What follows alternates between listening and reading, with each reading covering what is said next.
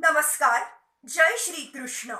Praising text 5 and text 6-7 of chapter 13, Nature, the Enjoyer and Consciousness of Srimad Bhagavad Gita.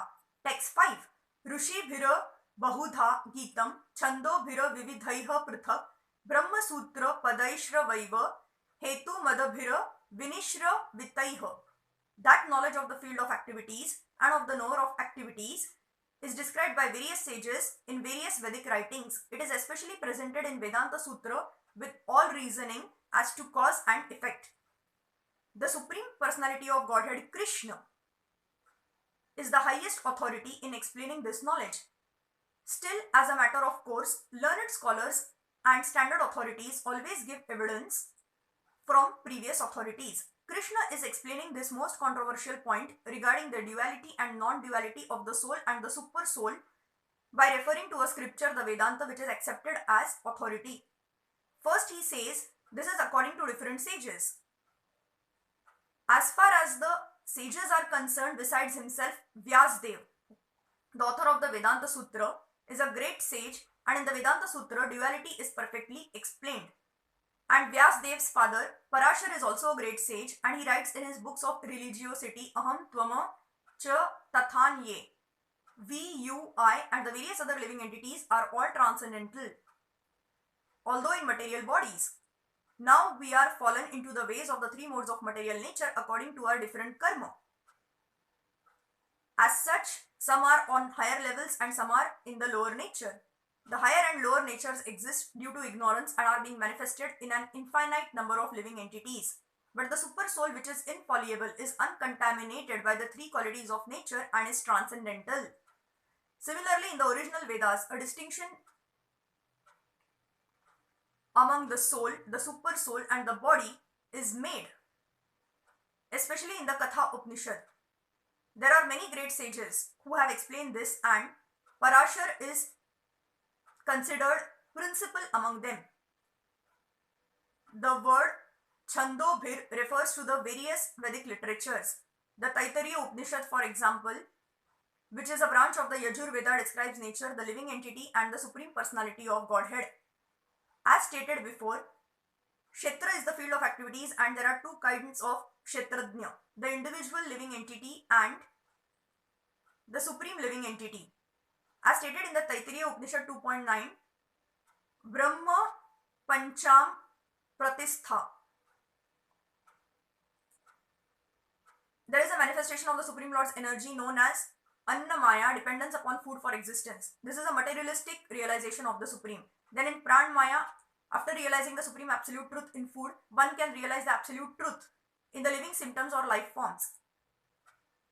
In Jnana Maya, realization extends beyond the living symptoms to the point of thinking, feeling, and willing. Then there is Brahma realization called Vijnan Maya, in which the living entity's mind and life symptoms are distinguished from the living entity himself. The next and supreme stage is Anandamaya, realization of all blissful nature. Thus, there are 5 stages of Brahma realization which are called Brahma Pancha. Out of these, the first 3, Annamaya, Pranmaya, Jnanmaya, involve the field of activities of the living entities. Transcendental to all these field of activities is the Supreme Lord, who is called Anandamaya. The Vedanta Sutra also describes the Supreme by saying Anandamayo Abhyasat. The Supreme Personality of Godhead is by nature full of joy.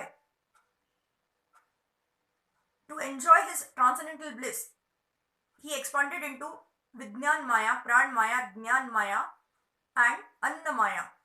In the field of activities, the living entity is considered to be the enjoyer, and different from him is the Anandamaya. That means that if the living entity decides to enjoy in dovetailing himself with the Anandamaya, then he becomes perfect. This is the real picture of the Supreme Lord as the supreme knower of the field, the living entity as the subordinate knower, and the nature of the field of activities.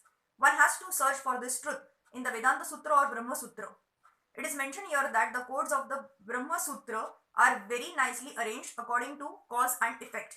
Some of the sutras or aphorisms are Na Vyad, Ashruteha 2.3.2, Nathma Shruteha 2.3.18 and Parattu तच ऋतेः 2.3.40. The first aphorism indicates the field of activities. The second indicates the living entity, and the third indicates the Supreme Lord. The summum bonum among all the manifestations of various entities. Text 6-7. महाभूतान्य अहंकारो बुद्धिर व्यक्तमेव च इंद्रियाणि दशैकं च पंच चेन्द्रिय गोचराः इच्छा द्वेषः सुखं दुःखं संघात श्रवेतना धृतिः एतत् क्षेत्रं समासेन सविकार मुदारुतम्. The five great elements: false ego, intelligence, the unmanifested, the 10 senses and the mind, the 5 sense objects, desire, hatred, happiness, distress, the aggregate, the life symptoms and convictions, all these are considered in summary to be the field of activities and its interactions.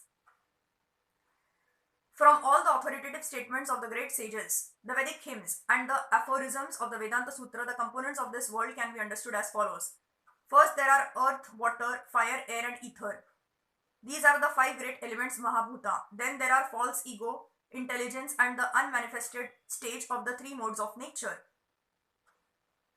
Then there are 5 senses of acquiring knowledge: the eyes, ears, nose, tongue and skin. Then 5 working senses: voice, legs, hands, anus and genitals. Then above the senses there is the mind, which is within and which can be called the sense within. Therefore, including the mind, there are 11 senses altogether. Then there are the 5 objects of the senses: smell, taste, form, touch and sound. Now the aggregate of these 24 elements is called the field of activity. If one makes an analytical study of these 24 subjects, then he can very well understand the field of activity. Then there are desire, hatred, happiness and distress, which are interactions, representations of the 5 great elements in the gross body. The living symptoms represented by consciousness and conviction are the manifestation of the subtle body, mind, ego and intelligence. These subtle elements are included within the field of activities. The 5 great elements are a gross representation of the false ego, which in turn represents the primal stage of false ego, technically called the materialistic conception or tamasa buddhi, intelligence in ignorance. This further represents the unmanifested stage of the 3 modes of material nature. The unmanifested modes of material nature are called pradhan. One who desires to know these 24 elements in detail, along with their interactions, should study the philosophy in more detail. In Bhagavad Gita, a summary only is given. The body is the representation of all these factors, and there are changes of the body which are 6 in number. The body is born, it grows, it stays, it produces byproducts, then it begins to decay, and at the last stage it vanishes. Therefore, the field is a non-permanent material thing. However, the Kshetrajna, the knower of the field, its proprietor, is different. Thank you.